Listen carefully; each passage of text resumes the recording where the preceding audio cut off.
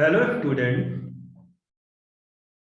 Mechanic में problem solve करते समय कई बार ऐसा केस आता है आपके पास जहां पर एक रिजिड बॉडी के ऊपर दो पैरेलल फोर्सेज एक्ट कर रही होती हैं। आज हम इस वीडियो में आपको बताएंगे कि कैसे उन दोनों पैरेलल फोर्सेज का रिजल्टेंट आप निकाल सकते हैं। साथ ही साथ हम आपको ये भी बताएंगे कि उस रिजल्टेंट का जो लाइन ऑफ एक्शन है उसकी उसको कैसे आप निकालेंगे। तो आइए देखते हैं कि कैसे हम दो parallel forces acting on a rigid body का रिजल्टेंट निकाल सकते हैं और कैसे हम जानेंगे लाइन ऑफ एक्शन।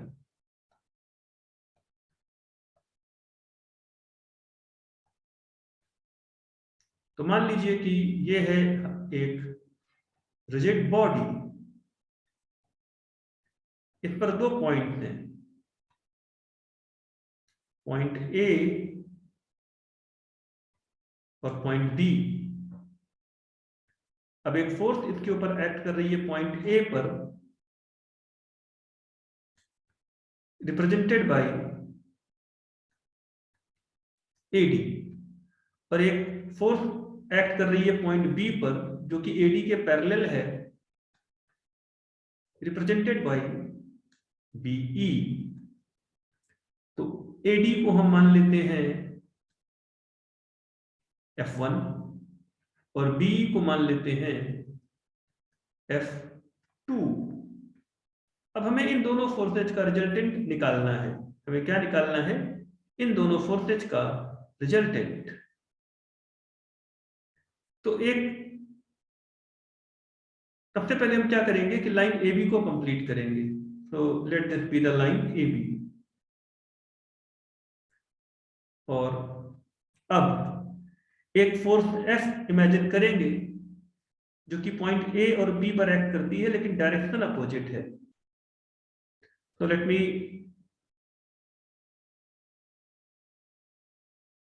से कि एक पॉइंट है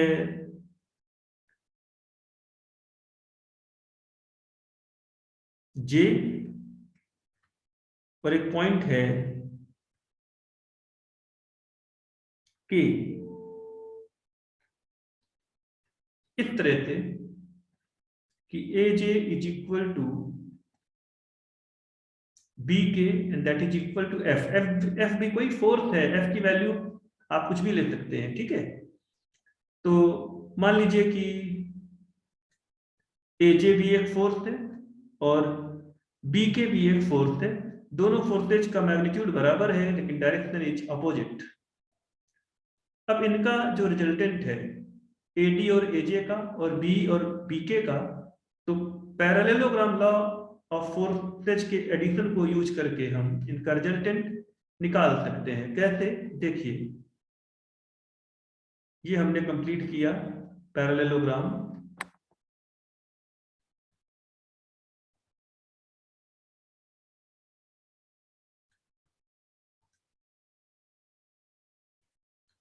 और मान लीजिए ये पॉइंट है आई। इसी तरह से हमने ये वाला पैरेललोग्राम कंप्लीट किया और मान लेते हैं ये पॉइंट है एल।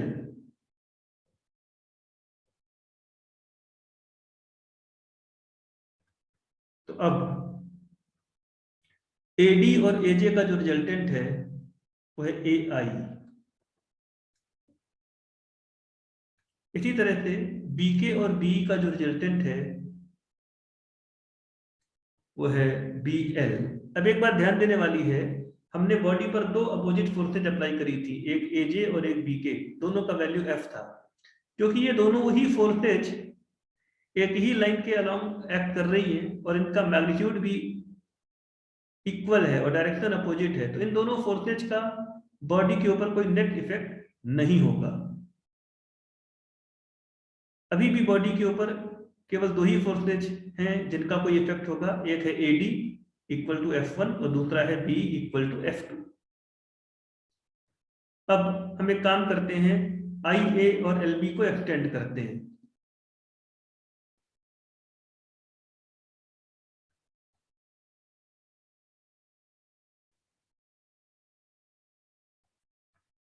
तो जब हमने इनको एक्सटेंड किया, ये मीट करते हैं पॉइंट सी पर।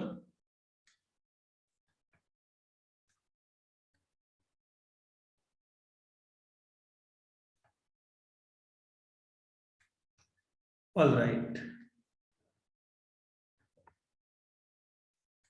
तो अब हम एक काम ये करते हैं कि जो ए आई वाली फोर्स थी उसको हम ट्रांसमिट करके ले जाते हैं इस तरह से कि वो एक्ट करे पॉइंट सी पर। तो हमने यहां पर एक फोर्स मान लिया F1, और इसी तरह से F2 वाली फोर्स को भी हम ट्रांसमिट करके ले जाते हैं पॉइंट सी पर, जिससे कि वो इस तरह से एक्ट करे। अब principle of transmissibility of forces के अकॉर्डिंग ऐसा करने से कोई फर्क नहीं पड़ता है। अच्छा, एक बात और,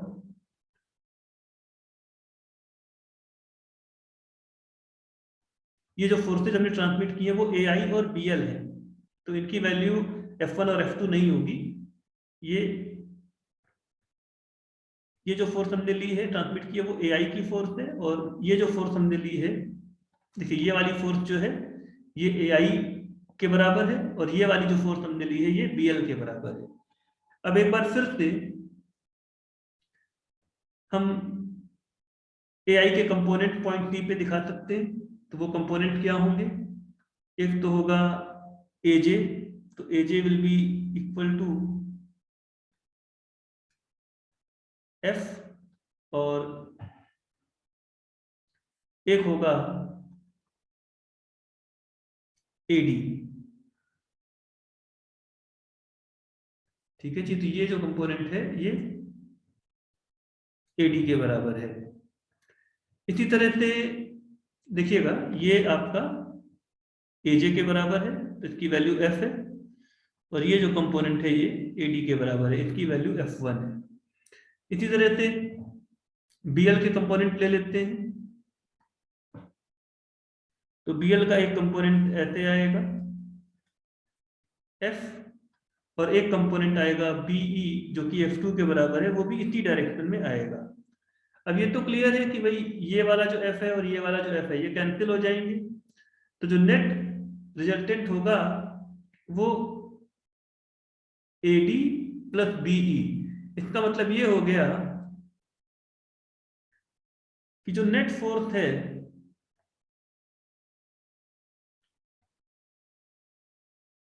वो इसी लाइन के अलोंग है,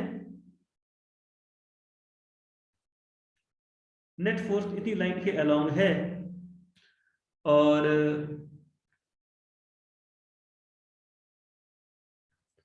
जो रिजल्टेंट है, resultant of F1 and F2 is F1 plus F2। ये तो जी हो गया।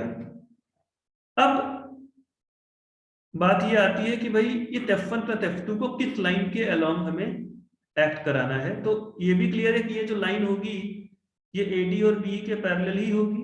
अब बात ये है कि ये पॉइंट A या B से कितनी दूर होगी। तो मान लेते हैं कि ये पॉइंट है O, मान लेते हैं ये पॉइंट कितना है, O है। अब हम OA और OB को फाइंड आउट करने का अटेम्प्ट करेंगे। तो consider triangle OCA and triangle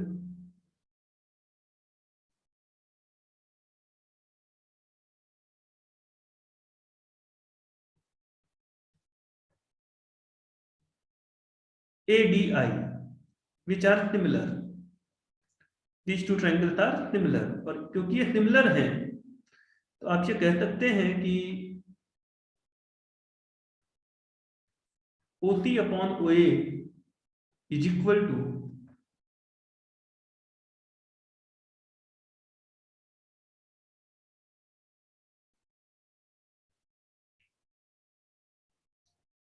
AD upon D I. अच्छा, एडी किसको रिप्रेजेंट करता है? एडी रिप्रेजेंट करता है फोर्स F1 को, जबकि डी आई किसको रिप्रेजेंट करता है? डी आई रिप्रेजेंट करता है एजे को, और एजे तो एफ के बराबर है। तो आपको ये मिलेगा कि F multiplied by O C is equal to F1 multiplied by O A. इसी तरह से आप एक ट्रायंगल का सेट और ले सकते हैं, triangle let me say BLE, which is similar to triangle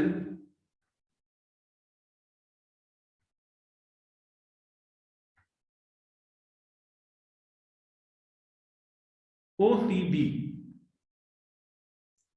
ये दोनों ट्रायंगल भी सिमिलर है। अब इसमें आप सिमिलरिटी का कॉन्सेप्ट अप्लाई करें तो आप कहेंगे EL upon EB is equal to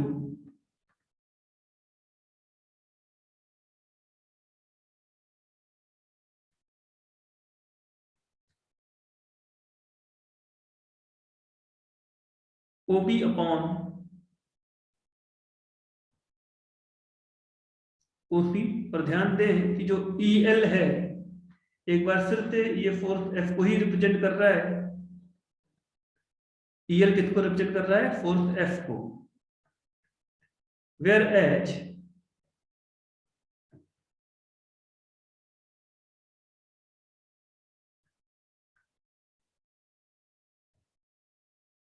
EB represent कर रहा है फोर्स F2 को।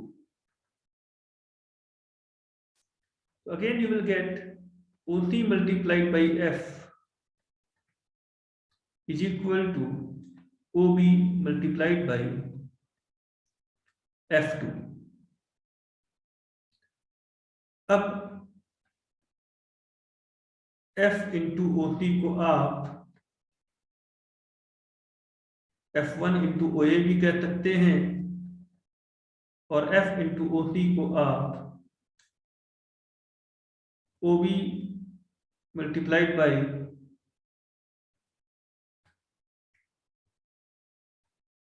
F2 भी कह सकते हैं। इससे आपको मिलेगा F1 by F2 is equal to OB upon OA। तो इस फॉर्मूले से आप ये निकाल सकते हैं कि F1 और F2 का रिजल्टेंट का जो लाइन ऑफ एक्शन है वो कहां पे लोकेटेड होगा।